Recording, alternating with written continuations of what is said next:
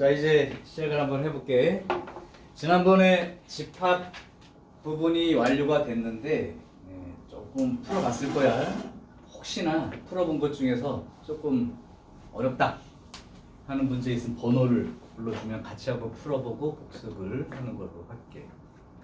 혹시 질문할 문제 번호? 유진은 없냐? 그 다음에 응.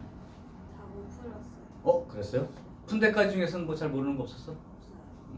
나연은? 없어? 오, 씨, 왜 이렇게 잘해?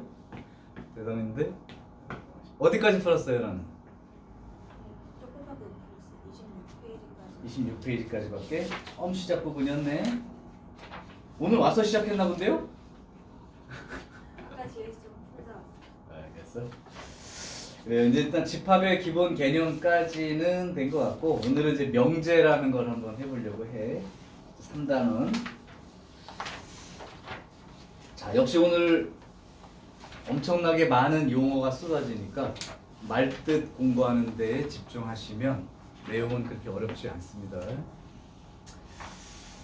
오늘 명제라는 걸 한번 해볼게요.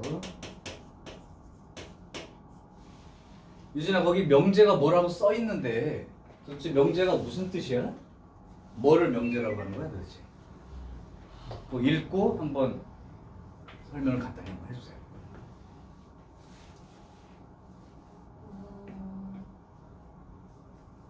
참 거짓을 음. 분명하게 말할 수 있는 문장이나 식이. 그렇죠. 정확하게 그 뜻입니다. 어떤 문장이나 식이 있는데 이게 참인지 거짓인지 말할 수 있어야 돼. 그런 거면 명제라고 하고, 참인지 거짓인지 말할 수 없는 것들은 명제가 아니라고 하면 되는 거지. 그러니까 명제는 말 뜻대로 참인지 거짓인지 이게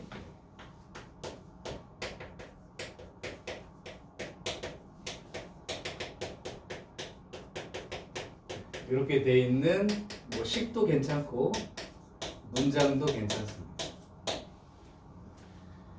근데 이제 그런 경우가 있어. 이제 공부하다 보면 남들은 다 참인지 거짓인지 알겠다는데 자기는 모르겠어. 그렇다고 해서 명제가 아니라고 우기면 안 됩니다. 공부한 상태에서 참인지 거짓인지 판단할 수 있다 없다를 이제 할 수 있어요. 자, 그러면 뭐 참인지 거짓인지 판단할 수 있는 문장이라고 한다면 이런 건 어떨까?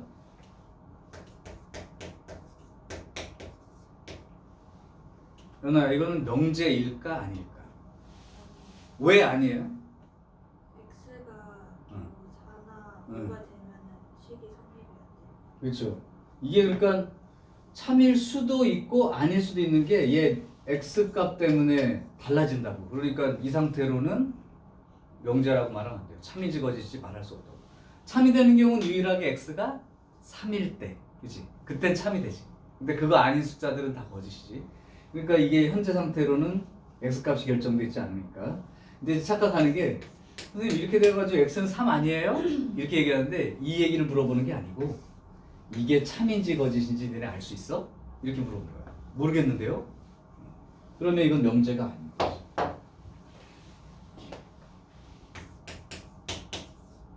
나연아, 이거는 참일까요 거짓일까요? 명제예요 아니에요? 이것도 아니죠. x가 5라면 틀린 식이 되죠. 1이라면 또 맞는 식이 돼요. 그러니까 이것도 x 값에 따라서 참인지 거짓인지가 결정이 그때 나기 때문에 현재 상태로는 참인지 거짓인지 알 수 없다. 이거 명제가 아니지. 그러니까 이제 이걸로 보면 방정식이나 부등식 같은 건 명제라고 말하면 안 되겠구나 라는 사실인 거예요.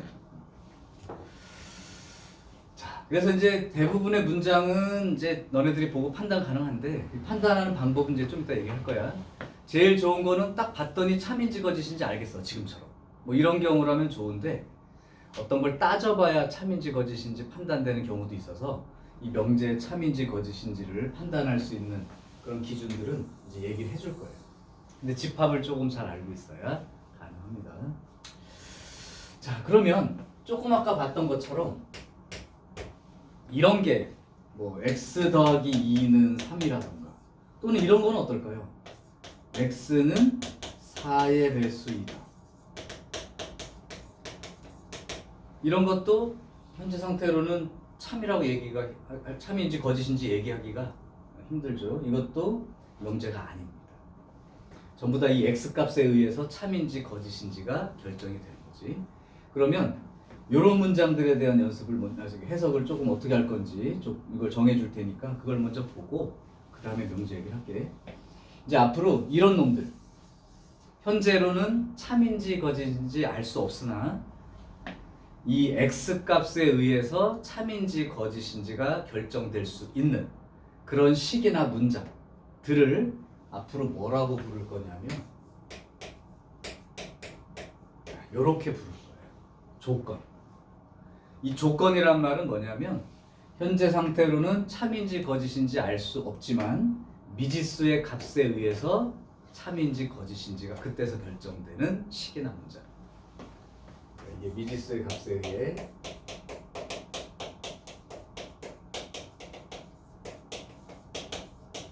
참 거짓이 결정되는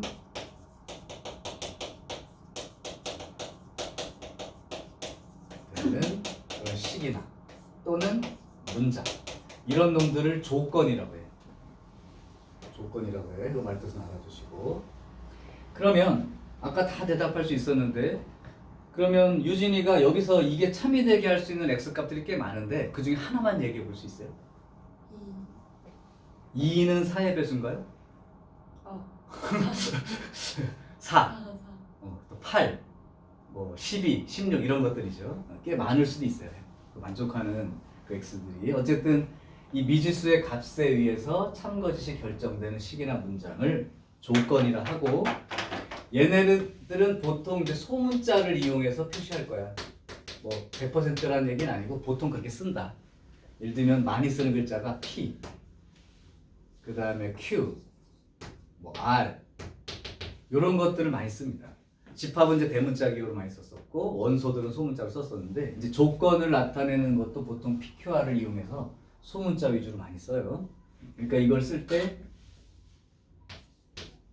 이렇게 쓰면 조건 P 이렇게 되는 거예요. 조건 P가 이런 놈들. 자, 그래서 이제 이렇게 미지수 값 때문에 결정되는 식이나 문장을 참거짓이 결정되는 걸 그 조건이라고 했는데, 그러면 이 아까 말했던 것 중에 이제 유진이 얘기했던 것도 들어가죠. 참이라고 할 수 있게, 그러니까 이 조건이 참이 되게 하는 미지수들을 모아놓은 거. 이 조건이 참이 되게끔 하는 x들 모아놓은 거. 아까 x는 4의 배수이다 그러면 4, 8, 12, 16 뭐 끝없이 있겠지. 요런 놈들을 집합처럼 모아놓은 상태. 그거를 뭐라고 부를 거냐면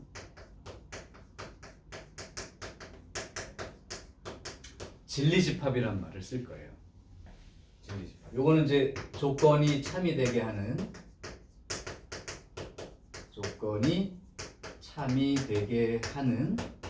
그러한 그 미지수들의 모임이죠.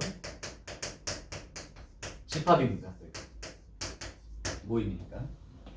그래서 예를 들면 아까처럼 조건 P가 x는 뭐 4의 배수이다 이렇게 얘기하면 이 진리집합을 요렇게 이제 쓸 수가 있다는 거지. 이렇게. 그럼 요건 이제 이 조건의 진리집합이야 이렇게 얘기를 해. 자, 요게 이제 조건과 진리집합이라는 용어의 뜻. 이제 또 하나가 있는데, 이 조건에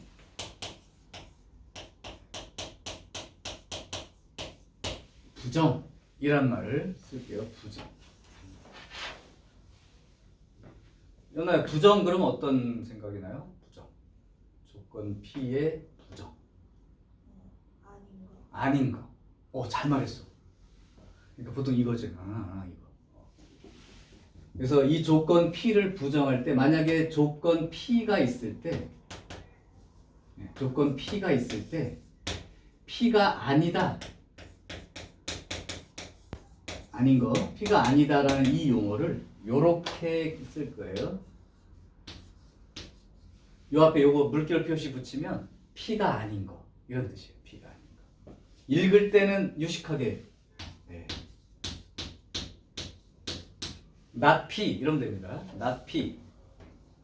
그러니까 만약에 이 조건의 부정은 4, 8, 12, 16 빼고 나머지들 쫙 다 있겠죠. 뭐 2, 1, 2, 3, 5, 6, 7 이런 거.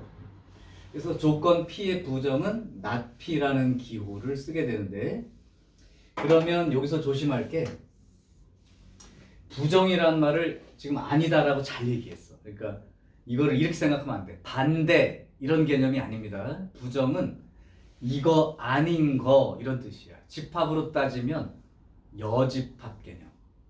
집합 A가 아닌 거를 뭐라고 불렀어? A의 여집합이라고 불렀지. 그러니까 이거의 P라는 거의 진리집합을 집합기호로 만약 대문자 P 이렇게 썼다면 P가 아니다에 하는 이 진리집합은 P의 여집합 개념인 거다. 이게 이제 중요한 포인트예요. P가 아니다라는 부정은 반대라는 개념이 아니고 여집합 개념이다. 그래서 내가 여기다가 그 조건과 부정을 한번 몇 개 써볼 테니까 한번 구분해 보세요. 이제 조건이 있고 여기 이제 부정에 해당되는 게 있다면 만약에 뭐뭐는 그러니까 이다의 부정은 뭐뭇이 아니다 이렇게 지금 말한다고 했어, 그죠? 네. 그러면 는이라는 거를 부정하면 어떻게 될까요? 같다의 부정. 같지 않다죠. 그러니까 는이 아니다라고 쓰면 되죠. 그럼 크다 이 말의 부정은 뭘까? 그러니까 이게 아까 반대라는 개념이 아니라 여집합 개념이라는 걸 이해하라는 거야. 크다의 부정은 작다가 아니고 작거나 같다입니다. 왜냐하면 부동어라는 게 크다와 같다와 작다 이렇게 세 개가 있으면 크다의 부정을 얘기하려면 나머지 얘를 얘기하라는 거야. 얘를 얘기하라는 게 아니고 얘를 얘기하라는 건데 이렇게 써야 되죠. 그렇죠? 그 다음에 이제 여집합 개념으로 우리가 드모르간 법칙 배울 때 했던 거 교집합 기호의 부정은 합집합 썼었죠. 드모르간 법칙 쓸 때 보면 A 교집합 B의 여집합 이렇게 쓸 때 나연아 이렇게 쓸 때 A도 부정이라는 거를 읽는 거야. A 여집합 요거 부정이 합집합 요거 부정이 B의 여집합 이렇게 배웠단 말이지. 그러니까 교집합의 부정은 합집합. 그러니까 이고의 부정은 이거나 또는 뭐 이런 개념으로 또는이란 개념으로 그렇게 읽어줘야 된다는 거죠. 부정을 표현할 때는 여집합 개념으로 읽어주면 되고 요거는 조금 어려울 수 있는데 모든으로 시작하는 어떤 조건의 부정은 어떤 이런 의미로 모든 거에 대해서 삐리리이다 라고 하면 어떤 거에 대해서는 삐리리가 아니다 이렇게 부정하는 거야. 이 좀 어려울 수 있는데 봐봐. 우리 반 모든 학생이 안경을 끼고 있다. 이거를 부정해봐 그런 거야. 우리 반 모든 학생은 안경을 끼고 있다. 그러니까 전부 다 안경 낀 상황을 상상해. 그거의 부정. 그것이 아닌 나머지 상황을 표현할 수 있을까요?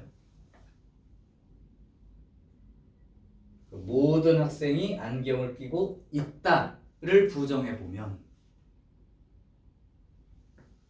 어떤 학생은 안경을 끼고 있지 않다. 이렇게 되는 거예요. 조금 어려울 수 있지. 그러니까 반대라고 생각하는 사람은 이렇게 말한다는 거야. 우리 반 모든 학생은 안경을 끼고 있지 않다. 이렇게 얘기하는 사람은 부정의 의미를 잘못 이해한 거야.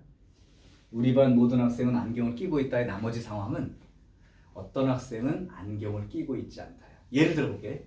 우리 반 애가 3명이 있다고 쳐.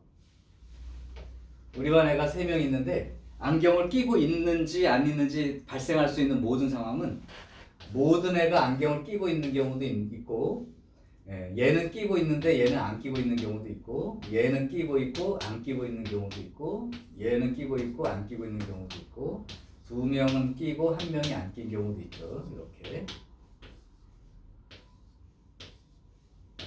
그 다음에 전부 다 안 끼고 있는 경우. 이렇게 여러 가지 경우가 있는 것 같아요. 그러니까 내가 지금 말한 우리 반 모든 애는 안경을 끼고 있다 이 말은 얘를 지금 가리키고 있는 거야.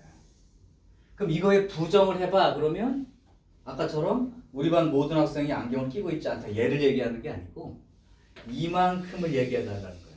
이 전체 중에 얘의 나머지. 그럼 이걸 한마디로 표현할 수 있는 거. 안 낀 애도 있는데요? 이 말이라고. 그러니까 우리 반 어떤 애는 안경을 끼고 있지 않아요. 이게 부정의 뜻이 되는 거다. 반대로 의미하는 게 아니니까. 이거 이해되니?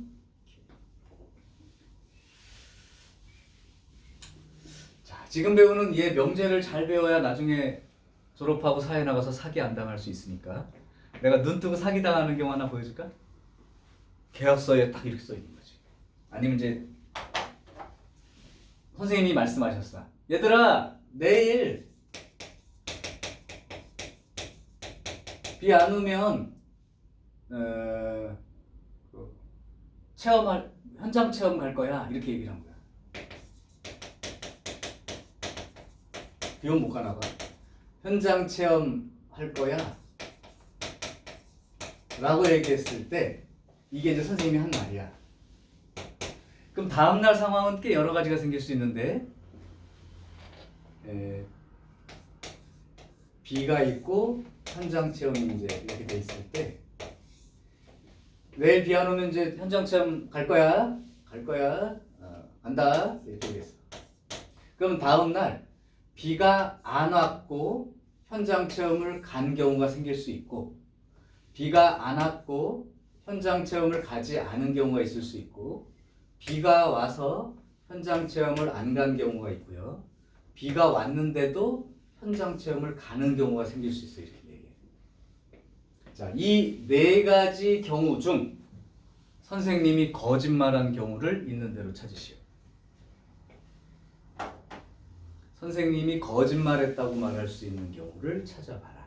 1, 2, 3, 4. 다시 선생님은 내일 비 안 오면 현장 체험 간다 라고 얘기를 했고 그 다음 날은 비가 안 오고 현장 체험을 갔고 비가 안 왔고 현장 체험을 안 갔고 비가 왔고 현장 체험 안 갔고 비가 왔고 현장 체험 갔고 이 중에서 1, 2, 3, 4 중에 선생님이 거짓말한 케이스를 한번 찾아봐.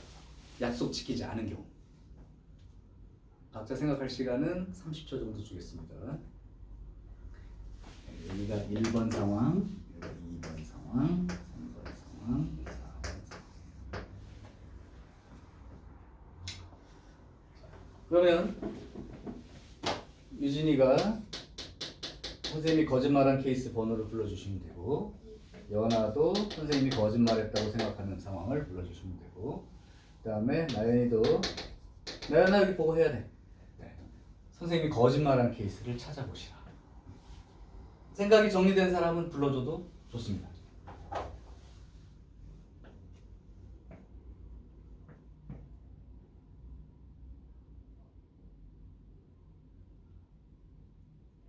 (1, 2, 3, 4) 중 선생님의 말이 선생님이 거짓말한 케이스가 어떤 건지 찾아라.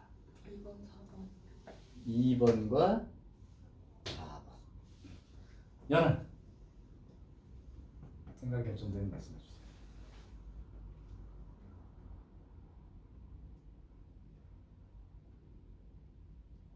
사기당하면 안 돼. 네. 나중에 이제 이런 상황인데 계약서 드리면서 저 이렇게 계약했는데요? 그럼 나중에 억울해지는 상황이 생깁니다. 약속을 안 지킨 게 아닌데? 다 지켰는데요? 이렇게 했단 말이에요. 해봤자 논리적으로는 안 되는 경우가 생겨요. 2번. 끝? 네.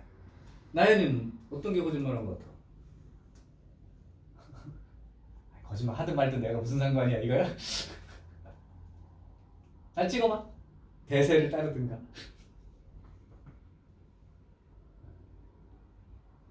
생각 안 들어요? 자 일단 그러면 정답을 얘기를 할게요. 선생님이 이 말을 해놓고 나서 상황이 네 가지 경우가 생겼을 때 선생님이 거짓말한 경우는 바로 요거 뿐입니다. 자 그게 이제 이 부정이란 말의 의미를 잘 살려야 되는 거야. 그러니까 이제 조건 같은 게 좀 어렵죠. 어쨌든 이건 이 상황이지. 비가 안 왔는데 분명히 간다고 했는데 비가 안 왔는데 안 갔어. 이건 거짓말 맞죠. 근데 이게 왜? 또 이게 왜? 이 경우를 얘기하는 사람도 있었어. 안 오면 간다고 했는데 오면 안 갔다. 이건 참이니까 비가 안 왔는데도 왜 가요? 이거죠. 그러니까 유진이 생각한 게 이제 보통의 생각일 거야. 근데 이제 이 얘기야. 이런 건 여기랑 좀 큰 관계는 없는데 선생님이 얘기한 건 비가 안 왔을 경우에 대한 말을 한 거야. 그러니까 비가 왔다면 어떻게 하든 선생님이 비가 온 경우에 대해서 얘기한 적이 없어요. 그러니까 비가 안 왔을 때 어떻게 하겠다 이 말을 어긋나게 한 건 거짓말인데 비가 온 경우에 대해서 선생님이 얘기한 적이 없기 때문에 이건 이렇게 가든 안 가든 선생님이 거짓말한 케이스가 아니라는 거지. 그죠?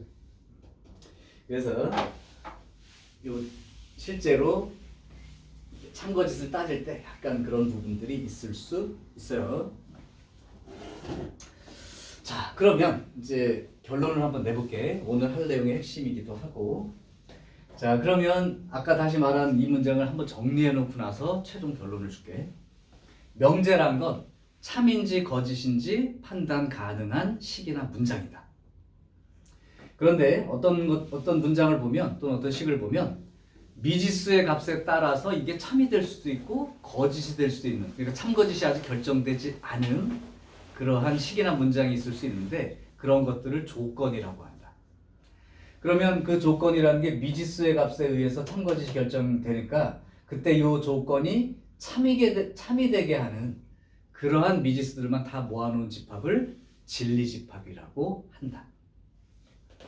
두 번째, 이 조건이라는 걸 부정하는 형태를 먼저 좀 익혀두어야 된다. 뭐뭇이다 아니다를 구분해야 되기 때문에. 그래서 뭐뭇이 아니다라는 말이 이 조건 P의 부정이라는 표현인데 기호로는 이렇게 물결 표시한 거야. not P 이렇게 읽어줍니다. 한국말로는 P가 아니다 이렇게 읽을 거예요. not P. 근데 이게 진리집합상으로 보면 이 부정이라는 말이 반대라는 개념이 아니고 여집합 개념인 거다. 그래서 이 조건 P의 진리집합이 요거라면 뭐뭇이 아니다라고 하는 진리집합은 P의 여집합, 나머지 경우들을 생각하면 되고 이다는 뭐뭇이 아니다라고 하면 되는 거고 는이 아니다라고 하면 되는 거고 크다를 부정을 작다라고 하면 안 되고 작거나 같다라고 하면 돼. 나머지 케이스를 다 쓰란 얘기야. 그 다음에 교집합 기호의 부정은 합집합 기호. 뭐뭐이고라는 말을 부정하면 또는이라는 말로 부정하고 모든 삐리리에 대하여 삐리리이다를 부정하는 말은 어떤 삐리리는 삐리리가 아니다 이렇게 부정하는 거다. 이 틀을 좀 잡아두시면 될 것 같아. 자, 이제 오늘 핵심을 얘기하죠. 나연아 지금 이제 여기야. 이제 명제를 얘기하는데 앞으로 우리가 공부할 명제라는 건 어떻게 생긴 거를 명제로 할 거냐면 이런 거야. 아까 참인지 거짓인지 판단할 수 없는 이 식이나 문장을 조건이라고 했는데 이상하게 이 조건을 두 문장을 하나로 연결하면 참인지 거짓인지 판단할 수 있는 식이나 문장이 된다. 그래서 그런 형태를 그러니까 조건 두 개를 가지고 명제라는 형태를 만들 텐데 이 명제라는 형태의 기본은 뭐냐면 어떤 조건이 있고 또 다른 조건이 있을 때 요걸 이면이란 말로 연결을 해서 한 문장으로 만들면 이 문장은 참인지 거짓인지 판단할 수 있는 식이나 문장이 되기 때문에 이런 형태를 명제라고 합니다. 요걸 기호로는 조건 P 이면 Q 이다. 요거의 화살표가 이면이란 말이에요. 이면이라고 읽는 거예요. 예를 하나 들어볼게. 조건 P가 X는 4의 배수, 조건 Q가 X는 2의 배수 이렇게 돼 있어요. 그럼 얘도 참인지 거짓인지 알 수 없는 문장이고 얘도 참인지 거짓인지 알 수 없는 문장인데 이 두 문장을 x가 4의 배수 이면 x는 4의 배수이면 2의 배수이다. 요 조건 두 개를 이렇게 연결을 해주면 이 문장은 참인지 거짓인지 판단이 된다. 너네 입장으로 이게 참이야 거짓이야?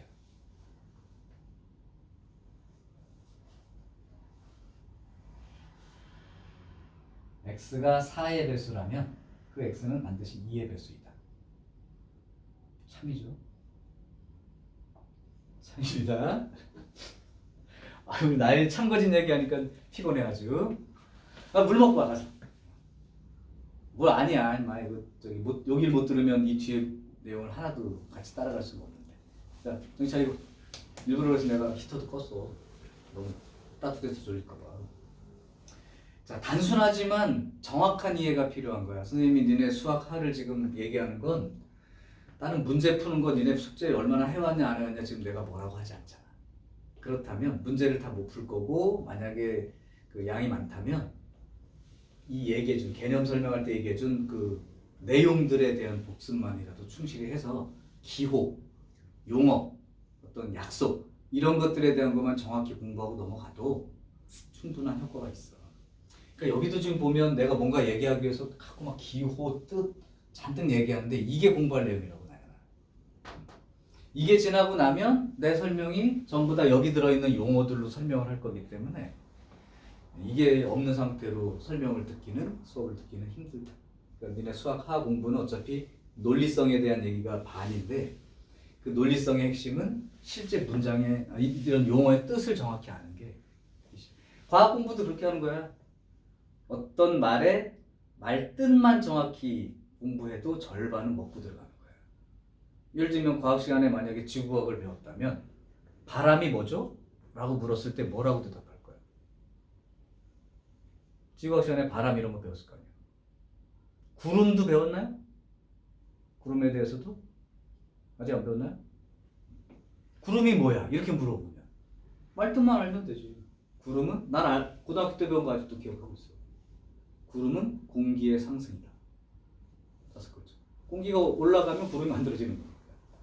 그럼 뭐 단열, 팽창 이런 얘기는 중간에 들어가는 얘기고 상승이 있으면 구름이 생기는 거죠. 바람은 뭐야? 공기의 이동이지 뭐. 그러니까 뭐 불어가는 방향이 어떻고 이런 건 다 빼고. 그렇듯이 말뜻을 정확히 습도가 뭐야? 뭐 이런 것들. 그죠? 그리고 그 밑으로 이제 짜잘하게 붙은 놈들 외워두면 실력인 거고. 자, 할게요. 그러면 이 두 개의 문장이 각각 참거짓 판단이 아직 안 되는 조건이라는 건 알 거야. 근데 이거를 이면이라는 말로 연결했더니 이걸 보고 참인지 거짓인지 얘기할 수 있게 됐다. 앞으로 배우는 그 명제는 지금처럼 조건 P 이면 조건 Q이다. 또는 그냥 앞으로는 P 이면 Q이다. 이렇게 할게요. 조건이란 말 빼고. 요렇게 생긴 모양으로 돼 있는 걸 명제의 기본 구조로 이해할 겁니다. 그러니까 이면이란 말로 연결이 되는데요. 자, 그러면 이게 참이라고 했는데 생각해보면 참 맞아? 생각으로도 참이 맞아? 이게? 머릿속으로 이렇게 생각할걸? 아, 이게 그러면 이렇게 얘기하면 조금 더 이해가 쉬울까? 여기가 이런 개념의 파트예요. 영어 배운 사람 다 알 거야. If I were a bird, I could fly. 가정법, 그지? 뭐뭐라면이라는 게 가정인 거죠, 그죠? 여기가 가정. 띠리리야 이렇게 얘기할 수 있는 건 결론. 그래서 이제 가정, 결론 이렇게 얘기하는데 어쨌든 앞에 있는 조건 이면 뒤에 있는 조건이다. 이 말은 x가 4의 배수들을 니네가 생각해 보라고. 4, 8, 12, 16 이런 것들이 모두 2의 배수라고 말할 수 있는지 생각해 보면 맞죠? 그 경우가 참이라고. 그래서 앞으로 명제 참거짓을 판단하는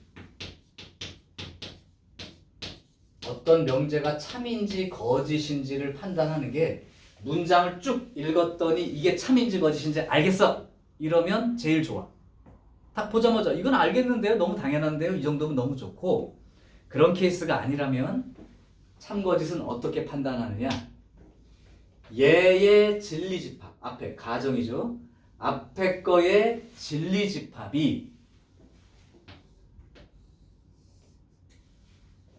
뒤에 있는 조건의 진리집합에 이 화살표 방향으로 부분집합 기호가 성립할 때 이럴 때를 참이라고 얘기하면 된다. 중요한 기준이고 내가 거의 모든 내용을 진리집합의 포함관계를 가지고 설명할 거예요. 그러면 명제를 아주 정확히 공부하는 거예요. 그냥 참거짓 따지는 게 그냥 보면 알겠다 말고 이렇게 생각해서 앞에 있는 집합이 뒤에 있는 집합의 부분집합이 되는 진리집합상으로 그러면 이 명제는 참이라고 하고 이 부분집합 기호가 성립하지 않는다면 거짓이라고 얘기하면 됩니다.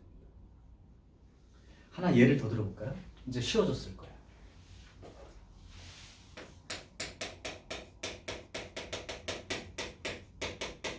이런 문장이 있어. 이건 참이에요, 거짓이에요? 그냥 보고 바로 참이라고 인식할 수 있죠. x가 1이니까 제곱하면 1 되는 거 맞잖아, 그지? 근데 요거를 이렇게 생각해서 보는 습관을 이제 계속 가지라는 얘기야. 얘 진리집합은 이거 하나뿐이고요. 얘 진리집합은 요거죠. 그러니까 이렇게 되는 게 맞아? yes. 그러니까 참이야. 이렇게 읽어주는 거야. 이해되지? 자, 그래서 일단 명제가 참인지 거짓인지 알 수 있는 식이나 문장인데 우리가 배울 그 명제는 P이면 조건을 가지고 조건에 해당되는 문장들을 가지고 이면으로 연결해서 P이면 Q이다. 이런 형태로 되어 있는 그 명제 형태를 배우게 되는데 그거를 참거짓을 따지는 기본은 앞에 있는 조건의 진리집합과 뒤에 있는 진리집합 조건의 진리집합 사이에 이런 관계가 성립할 때 이때를 참이라고 할 거야. 여기까지가 오늘 내용의 60% 정도 돼요. 한 페이지. 그러니까 니네가 지금 한 게 그 38페이지에 있는 내용을 선생님이 다 설명한 거야. 38페이지에 있는 거. 자, 그러면 요거를 갖다가 사진을 살짝 찍고 해봐.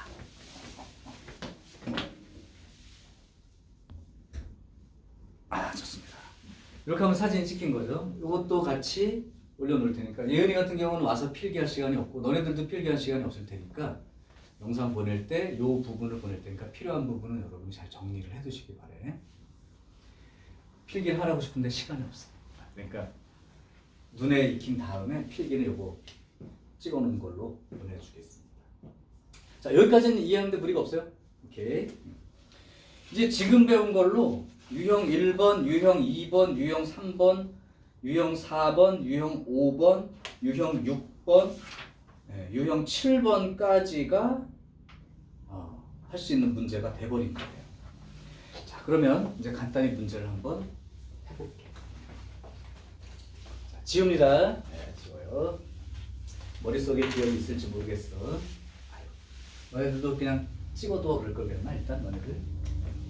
보고 쓸 게 없으니까. 자, 그러면 이제 실제 문제를 해볼 텐데 너무 서두르지 않아도 되니까 정확하게 한번 해볼게. 자, 40페이지 편. 이제 웬만한 건 그냥 판단이 될 거니까 그렇게 어렵게 생각하지 말고 봅시다. 1번. 다음 중 명제인 것은 1번은 일단 부등식 형태죠. 얘는 명제가 아까 아니다 그랬죠. 조건이라고 얘기했어. 2번. 꽃은 향기롭다. 이건 명제 아니야. 아니죠. 0은 자연수이다. 이건 명제 아니야. 0은 자연수야? 아니죠. 그러면 거짓이지.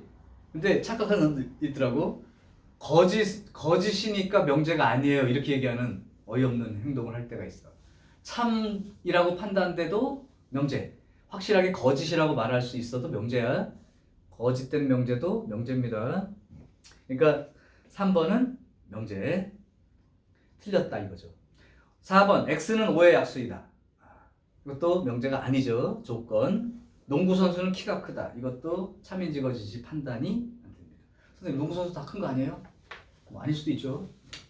그래서 실제로 아까 저번에도 그 집합할 때 그랬는데 형용사 같은 표현이 들어가 있으면 대상을 정하기가 힘들다고 그랬죠. 이것도 문장에서도 조건이다, 명제이다를 판단할 때 이렇게 향기롭다처럼 이런 것들도 형용사적인 표현, 얘는 명제라고 얘기할 수가 없는 경우가 대부분이야. 자, 그 다음 4번 문제 볼게요. 부정하는 연습을 한번 해볼게. 자, 조건 P가 x제곱 빼기 3x 빼기 4가 0보다 크거나 같다. 요거이고, 조건 Q가 x제곱 마이너스 1 얘가 0보다 작거나 같다야. 이때 어떤 조건 P 그리고 not Q 요거의 부정을 말해봐 라고 얘기했습니다. 자, 그러면 얘를 부정을 읽을 때 제일 편한 방법은 이거야. 진리집합이라는 개념을 알고 있기 때문에 이거를 부정해봐 그러면 얘도 부정, 얘도 부정, 얘도 부정. 그럼 얘 부정이란 건 not P인데 그 다음에 그리고를 부정한 건 또는이고 not Q를 부정한 건 Q가 된단 말이야. 그럼 이걸 진리집합으로 얘기를 해보자면 P의 여집합 그리고 동시에 교집합이죠. 합집합이죠. 또는이니까 합집합 Q 이게 바로 부정에 해당되는 진리집합입니다. 그러면 여러분들이 할 일은 뭐야? 이 답을 빨리 구하고 이 답을 빨리 구해서 PQ의 범위를 구한 다음에 요만큼을 찾아보라는 얘기죠. 그럼 이거 문제는 뭐냐? P의 부정이니까 어떤 걸 푸는 거냐면 x제곱 빼기 3x 빼기 4 크거나 같다의 부정이 작다가 되는 거야. 그러면 연아 2차 부등식 풀어본 적 있어 없어? 없어요? 그러면 그냥 보세요. 인수분해 하시고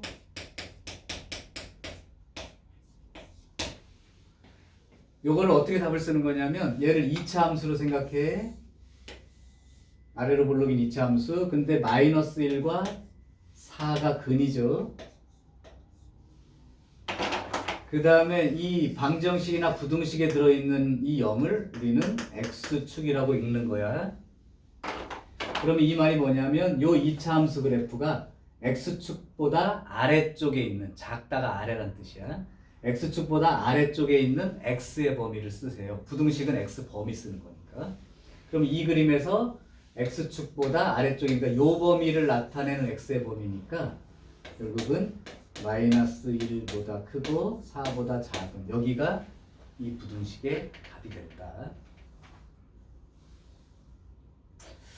자, 그 다음 q라는 걸 써야 됩니다. q라는 걸 써야 되니까 x제곱 빼기 1은 x 마이너스 1, x 플러스 1 이렇게 쓸 수 있는데 역시 그렇다면 아래로 볼록인 2차 함수에서 x축과 만나는 자리가 마이너스 1과 1인 거고 x축보다 아래쪽이거나 같아지는 그런 부분에 x의 범위를 쓰시오 그랬으니까 x축보다 아래쪽이니까 여기 말하는 거죠. 요 부분에 는 붙여가지고 요 부분에 x 범위니까 여기서부터 여기까지 쓰면 되는 거 아니야? x가 1, 이렇게 쓰는 게 부등식의 답이야. 자, 그러면 이제 요거를 표시하면 끝나는 거예요. 그럼 P의 여집합 구한 게 이게 이제 P의 여집합이죠. P의 여집합 구한 게 마이너스 1보다 크고 4보다 작다. 이고요. 이게 이제 P의 여집합 부분인 거고. 그 다음에 Q는 마이너스 1보다 크거나 같고 1보다 작거나 같다라는 요게 Q입니다. 그 두 개의 합집합을 쓸 거야. 이거 있는 대로 다 이만큼 쓰라는 얘기야. 이만큼. 합집합이니까 이끔 다. 따라서 요거의 부정에 해당되는 그놈에 해당되는 건 x가 마이너스 1보다 크거나 같고 4보다 작다. 이렇게 되어 있는 놈을 찾아서 쓰면 되죠. 그러니까 4번이 정답이 됩니다. 지난번에 이제 수학 하 시작할 때 아주 복잡한 계산은 없지만 기본적으로 수상에서 배웠던 계산 능력은 조금 필요한 게 일부는 있죠. 복잡하게 하진 않아도 이 정도는 뭐 기본으로 배울 거기 때문에 유진이는 부등식 푸는 거 문제 없죠. 오케이. 그래서 뭐 참고로 쉽게 가르치려면 0보다 작다면 사이가 0보다 크다 그러면 바깥쪽 뭐 이렇게 해서 가르치는데 실제로는 2차 함수 그래프에서 x축과의 위치 관계를 쓰는 게 정확한 부등식의 이해야. 자, 됐죠? 이렇게 해서 이제 부정이라는 거에 대한 얘기를 하시고 여기서 이제 시험 문제 났던 거 하나 소개할게요. 6번 문제 있지? 별표 2개 쳐.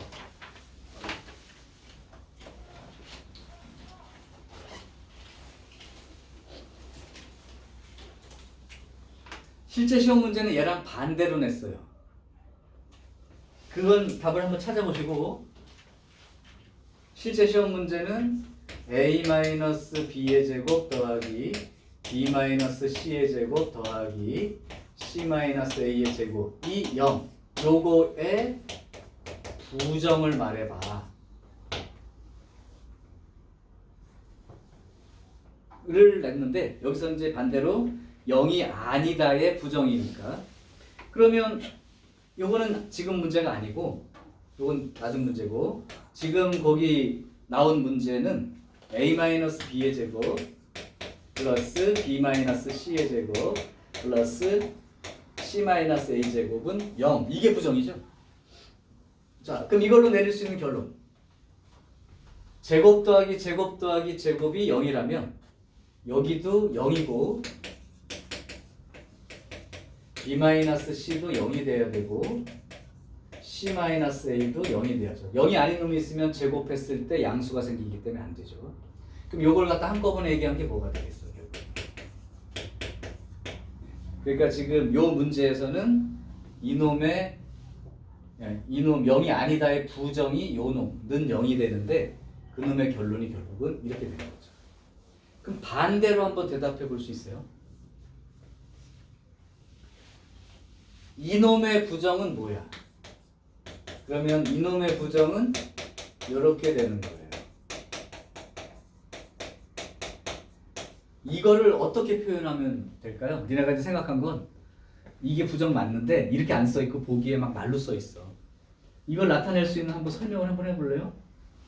이게 0이 되지 않는다. 어떨 때 그럴까요? 아까 이놈이 원래 뭐였어? A는 B는 C는 이렇게 되는 거지. 부정이니까 얘 여집합. 나머지 케이스를 한번 생각해봐. A, B, C가 모두 똑같다. 의 부정. A, B, C 모두 같다. 아까 왜 모든과 부정할 때? 응? A, B, C 네.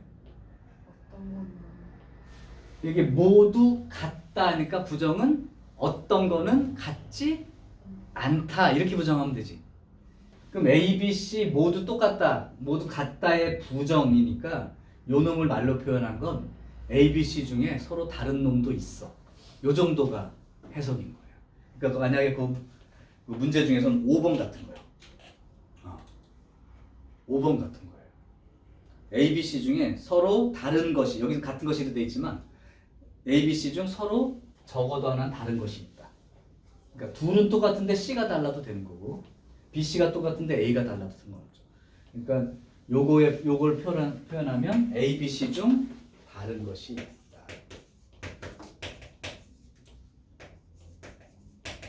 이게 조금 어려워요. 이게 한대국어에서 냈어요. 근데 이해를 하면 또 그럴만해. 진리집합이라는 개념하고 부정이라는 개념이 여집합 개념으로 하면 다 똑같다의 부정은 안 똑같은 것도 있어 이렇게 얘기한다고 했으니까 찾을 수 있단 말이죠. 근데 이게 다 똑같다의 부정은 다 다른 거예요. 그러니까 뭐 이렇게 썼다가 틀리는 거는 그냥 반대 개념으로 생각하는 사람들인 거지. 여집합 개념으로 생각하면 아닌 것도 있어 이렇게 얘기해야 되는데 그래서 6번 문제는 잘 봐주시기 바랍니다.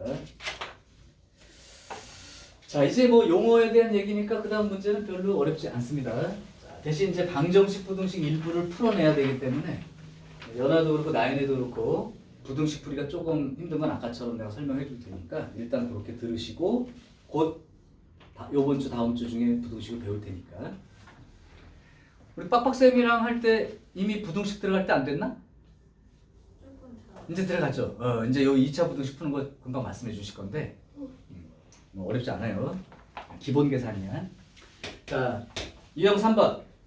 전체 집합이가 x들의 모임인데 그 x가 뭐냐면 절대값이 4보다 작은 정수, 4보다 작거나 같은 정수 이렇게 얘기했고요. 그러면 일단 이 전체 집합이 뭔지 혹시 표시할 수 있는 사람? 지난번에 절대값 얘기를 한번 한 적이 있어서 문제 풀 때 절대값이 4보다 작거나 같은 정수. 부등식 배운 사람이라면 이거를 이렇게 쓸까요? 바로 여기에 들어있는 정수, 그러니까 마이너스 4, 마이너스 3, 마이너스 2, 마이너스 1, 0, 1, 2, 3, 4 이게 전체 집합. 요 안에서만 생각하라고 주어진 테두리입니다. 거기에 조건 P는 방정식이에요.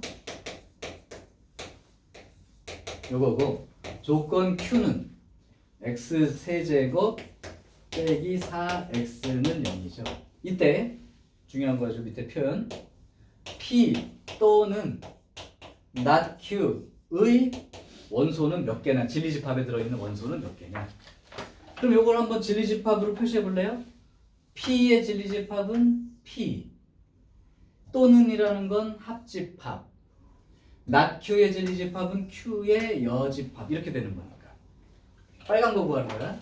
그러면 조건 P의 진리집합을 써보면요, 요거 방정식을 푸는 거니까 요렇게 방정식을 풀어보면 x가 마이너스 4하고 2 요게 진리집합 P에 해당되는 게 맞는 거고, 그 다음에 얘는 방정식을 풀어보면 x로 묶어주면 x제곱 빼기 4 이렇게 되니까 인수분해가 요렇게 되지.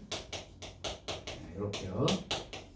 따라서 조건 Q의 진리집합은 마이너스 2와 0과 2가 되는 거라고.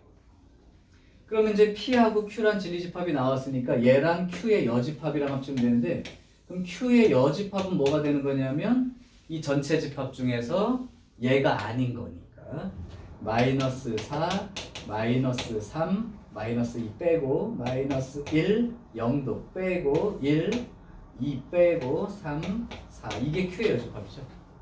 그럼 결국 내가 원하는 P 합집합 Q의 여집합이니까 요거하고 요거를 다 합쳐서 쓰면 그게 진리집합이 되는 거지. 그래서 마이너스 4는 공통이니까 하나만 쓰면 되고 마이너스 3, 마이너스 1, 1 합집합이니까 여기 2가 껴들어가 있으니까 합쳐줘야 돼요. 2, 3, 4까지. 요만큼이 이제 진리집합이 되고, 원소 개수가 몇 개냐고 물어봤으니까 하나, 둘, 셋, 넷, 다섯, 여섯, 7개 이렇게 찾아주면 된다. 집합 가지고 하는 거니까 그렇게 어렵진 않죠. 괜찮아? 자, 이제 10번 유형 4야. 자, 이제 거짓인 명제 찾으랍니다. 우리가 아까 명제 참거짓 판단은 말로 읽어보면 그냥 알 수 있는 것도 있고, 제일 그게 많을수록 더 빨리 풀 수 있지만, 그게 아니라면 앞에 있는 조건의 진리집합과 뒤에 있는 조건의 진리집합을 비교했을 때 이런 개념이면 참이라고 얘기한다. 이건 요번 목요일 날까지 명제 끝날 때까지 써야 되는 표현이니까 기억을 하시라고. 요렇게 됐을 때가 그 명제가 참이다. 자, 그러면 거짓이라는 건 이런 관계가 안 되면 거짓이라고만 얘기하면 되니까, 포함 관계가 없어도 거짓인 거고 포함되지 않아도 거짓인 거죠. 이쪽이 커도. 자, 그러면 10번을 볼게요. 1번 x가 마이너스 루트 2이면 x제곱은 2이다. 자, 그러면 얘의 진리집합은 요렇게 생각하면 되는 거고, 이쪽의 진리집합은 제곱해서 2가 나오는 거니까 마이너스 루트 2와 루트 2가 있다고 생각하면 이런 관계가 성립하죠. 그러니까 1번은 참인 면제입니다. 2번은 참인 면제. 2번 x가 2이면 x제곱 빼기 x 빼기 2가 0이야 이렇게 돼 있는데 그럼 앞에 있는 조건의 진리집합은 2 이렇게 되는 거고 뒤에 있는 조건에 해당되는 진리집합은 이걸 계산해 보면 x 마이너스 2, x 플러스 1은 0이니까 진리집합이 마이너스 1과 2 이렇게 될 거예요. 그럼 당연히 이렇게 포함관계가 되니까 이건 참이다 이렇게 되는 거고요. 그 다음에 3번 x가 마이너스 2보다 작으면 x가 마이너스 2보다 작으면 x제곱 마이너스 x 마이너스 8 요것이 0보다 크다 이렇게 돼 있는데 요게 인수분해를 하면 잠깐만 이거 잘못 썼는데 2입니다. 요걸 인수분해 보면 x 마이너스 4 x 플러스 2 0보다 크다가 되는데 아까 부등식 답을 어떻게 쓴다 그랬냐면 2차 함수로 생각하고 아래로 볼록인 x축과 닿는 곳이 마이너스 2와 4인데 x축보다 더 크다가 위에 있는 부분 그러니까 이 부분하고 이 부분을 나타낼 수 있는 x의 범위를 써주는 거니까 결국은 x가 마이너스 2보다 작다 또는 x가 4보다 크다 이렇게 얘기하는 거예요. 바깥쪽 이런 얘기입니다. 자 그러면 이쪽 범위는 앞에 있는 그 p의 진리집합을 내가 하얀 걸로 쓸게요. 마이너스 2보다 작다 이렇게 여기 이제 p q의 진리집합은 노란 걸로 쓸게요. 마이너스 2보다 작다와 또는 4보다 크다. 그러면 하얀 게 노란 거 안에 포함된다라고 말할 수가 있죠. 하얀 게 얘야, 노란 게 얘고. 그럼 얘의 진리집합은 요 하얀 부분만이고요. 노란 거의 진리집합은 요 부분과 요 부분까지 합쳐서 있는 거죠. 그러니까 P가 Q에 포함되는 관계가 맞죠. 포함된다는 관계는 예를 들면 이렇게 돼 있고 뭐 이렇게 돼 있다. 이러면 당연히 P가 Q에 포함된다고 있는 거야. 근데 그것뿐만 아니라 똑같은 부분과 더 있잖아. 그러면 노란 게 더 큰 집합 아니야? 이게 포함 관계가 맞는 거죠. 그러니까 3번도 참이 되는 거야. 4번 x랑 y가 정수라면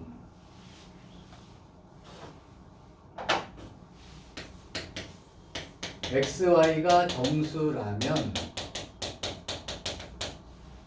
x 더하기 y도 정수냐 이렇게 물었죠. 요거는 사실은 증명하기가 굉장히 좀 까다롭겠지만 그냥 우리가 직관으로 판단해 보세요. 얘도 정수고 얘도 정수면 정수끼리 더한 거는 정수, 정수끼리 빼도 정수, 정수끼리 곱해도 정수. 그거 성립하죠. 나눠쓰면 안 되지만. 그러니까 이거는 참이 되는 문장임을 알 수가 있죠. 반대로 생각해 볼까요? 그럼 x 더하기 y가 정수이면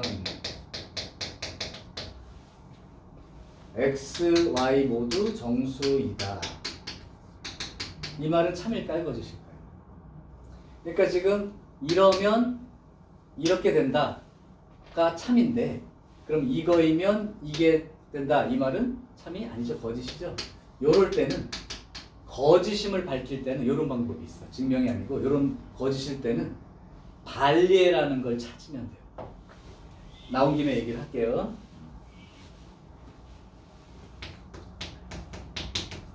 반례라는 게 있어. 이게 뭐냐면 이게 이제 거짓이 되게 하는 그 명제가 거짓임을 보이는 예입니다. 명제가 거짓임을 보이는 예를 반례라고 해. 그건 어떻게 찾는 거냐? 이거는 말이 되는데 이것이 안 되는 예를 찾는다. 그럼 그게 반례라고 해. 그러니까 더해서 정수가 되는 게 맞는데 각각은 정수가 아닌 예를 하나만 생각해낼 수 있으면 이 문장은 거짓이죠. 그래서 이 반례는 어떻게 찾냐면 이 앞에 있는 진리집합은 되고 뒤에 있는 거의 진리집합에는 안 들어가 있는 놈. 요게 바로 차집합이죠. 차집합 부분이 반례에 해당되는 예야. 여기서는 x가 루트 2이고 y가 마이너스 루트 2라고 생각을 해보면 x 더하기 y는 0이 되어서 정수가 되는 게 맞지만, 더해서는 정수가 되는 게 맞지만 x하고 y 각각 모두 정수는 아닌 거죠. 그러니까 반례가 요런 게 반례가 되는 거예요. 4번은 거짓. 그러니까 요거 원래 건 참이고요. 요 노란 글씨는 거짓 되는 거야. 자, 5번째 거. 지금 내가 천천히 하고 있어. 계속 여러 가지 예를 들어주려고. x가 10의 양의 약수 2면 x는 5의 양의 약수 2다. 이 말이 참인지 거짓인지 밝혀야 된다면 자꾸 그냥 직관으로만 하려고 하지 말고 이 앞에 집합을 쓰는 거죠. 10의 약수니까 요만큼이 되는 거고, 여기 5의 약수니까 2라고 5밖에 없는데, 그렇다면 이렇게 되는 관계가 될 수 없으므로 이거 거짓이라고 얘기하면 된다. 사실은 그냥 봐도 알 수 있는 것들을 내가 계속 진리집합의 포함관계로 계속 설명하려고 노력하고 있다는 게 무슨 말인지 지금 이제 머릿속에 들리면 돼요. 그러니까 이게 항상 그런 얘기야. 자, 그러면 한 문제를 더 보여줄게요. 유형 5번. 지금 아까 한 얘기들 가지고 여러 유형이 그냥 한 번에 쭉 진행이 되는 게 정상적인 거예요. 항상 선생님이 그렇게 얘기하잖아. 요 유형은 이렇게 풀고, 요 유형은 이렇게 풀고, 그렇게 공부하지 말아라. 계속 설명해 준 기본 개념을 계속 익혀서 무슨 뜻인지 그게 전체적으로 연결이 되고 나면 여러 유형은 그것들에 대한 조합일 뿐이니까. 자, 그럼 13번 문제를 한번 해볼게요. 같이 한번 생각해 봐봐.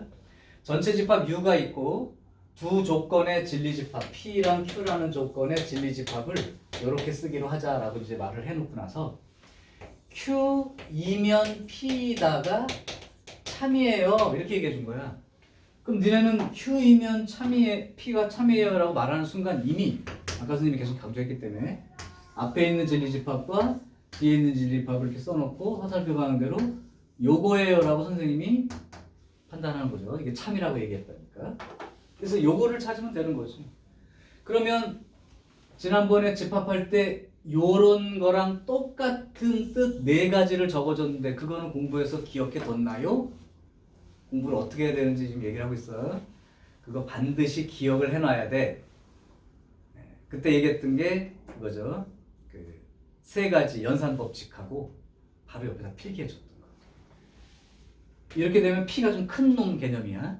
그러면 Q하고 P하고 교집합을 하면 작은 놈이 생기는 거고, 작은 놈하고 큰 놈하고 합집합을 하면 큰 놈이 생기는 거고, 작은 놈에서 큰 놈의 사집합을 하게 되면 공집합이 되는 거고, 작은 놈의 여집합과 큰 놈의 여집합으로 비교하면 당연히 작은 놈의 여집합이 더 큰 거야라. 이 4가지, 여기까지 총 5가지죠. 이게 한 세트처럼 머릿속에 돌아다녀야 돼. 그래서 여기도 보면 내가 처음에 얘기한 건 이거지만 요게 딱 써 있을 수도 있지만 다른 게 써 있을 수도 있어서 이 5개가 완전히 같은 말이라는 걸 알고 있는 사람은 바로 찾습니다.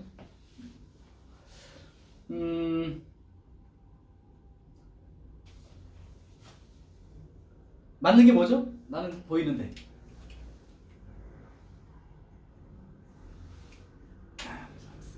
그겁니다. 잘 찾아보세요. 요렇게 생각하면 요 그림 놓고 생각하란 말이야. 요 그림 놓고 여기 전체 집합이 이렇게 있고 그거의 부분 집합이니까 Q가 P에 포함된다면 Q가 이렇게 돼 있고 P가 이렇게 돼 있는 상황으로 그 보기들을 읽어. 그러고 보면 5개 중에 어떤 게 맞는 건지 금세 구분이 된다. 그런 얘기죠. 찾아보세요. 선생님 생각에는 답은 이미 있어요. 거기 5번이 정답이죠. 5번이 정답입니다. 왜냐하면 그 Q가 작은 놈이고 P가 큰 놈이기 때문에 여집합으로는 Q의 여집합이 크기 때문에요.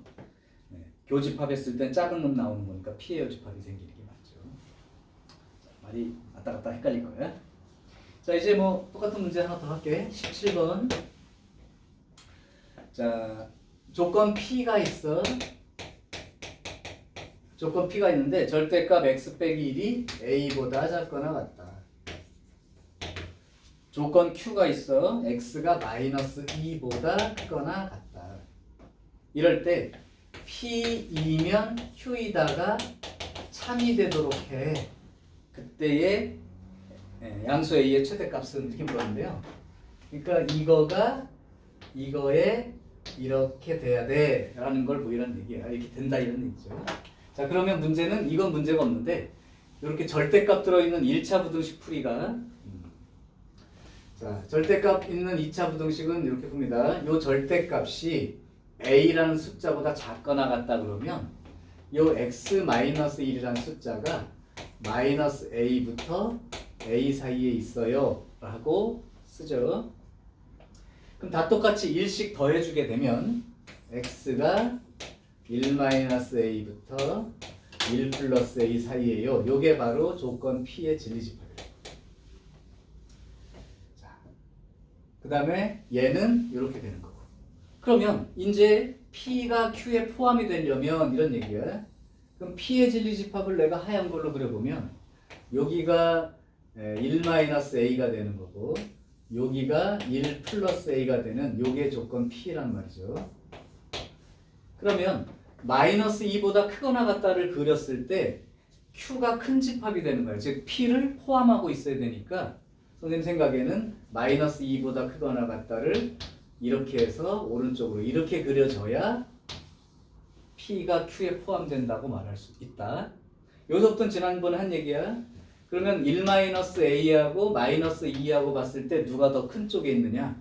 1-a가 더 큰 쪽에 있으니까 이렇게 되는 게 맞는데 마지막으로 경계 지점이 는이 붙어 안 붙어 그런 얘기인데요. 다시 한번 기억해 볼까요? 는을 못 붙이는 경우는 딱 한 가지 경우. 바깥에 게 비어 있는데 덮이는 놈 안쪽에 들어있는 게 채워져 있는 경우는 못 붙이고 나머지는 다 붙여도 돼. 여기는 밖에도 채워지고 안에도 채워졌으니까 붙이면 되는 겁니다. 자 그래서 마이너스 a가 마이너스 3보다 크거나 같고 따라서 마이너스 1 곱하면 부등호 방향이 바뀌니까 조심하시고 a는 3보다 작거나 같다 이렇게 되겠지. 그럼 a의 최대값은 3 이렇게 되는 거죠. a의 최대값은 3. 자 일단 여기까지 해서 잠깐 중간 타임을 가질게요. 나 이제 깨려고 그래. 항상 첫 시간 힘들고 두 번째 시간은 수업 잘 듣는데 자, 그럼 5분 쉬었다가 유형 7번부터 해서 새로운 용어에 대한 설명하고 연습을 한번 해볼게.